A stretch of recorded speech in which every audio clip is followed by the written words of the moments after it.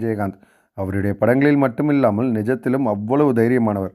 நட்பிலும் அவர் இலக்கணமானவர் என்றே சொல்லலாம். தான் கடந்து வந்த பாதையை ஒருபோதும் மறக்காதவர். பாசத்துக்கு சொந்தக்காரர். அந்த வகையில் அவர் இந்த மண்ணை விட்டு மறைந்தாலும் கூட தமிழ் சினிமா ரசிகர்களின் மனதில் இன்றும் தனியிடத்தை பிடித்துள்ளார். கேப்டன் பிரபாகரன் என்ற படத்தில் நடித்ததில் இருந்து ரசிகர்கள் அவரை கேப்டன் என்று செல்லமாக அழைக்க ஆரம்பித்தனர். நடிகர் சங்க கடனை அடைக்க அரும்பாடுபட்டு சாதித்தும் காட்டினார். அந்த வகையில் அவர் அனைத்து நடிகர்களுக்கும் பிடித்தமானவர். தயாரிப்பாளர்களின் நடிகர் என்றும் சொல்லலாம். அவரை வைத்து யார் நஷ்டம் அடைந்ததும் இல்லை.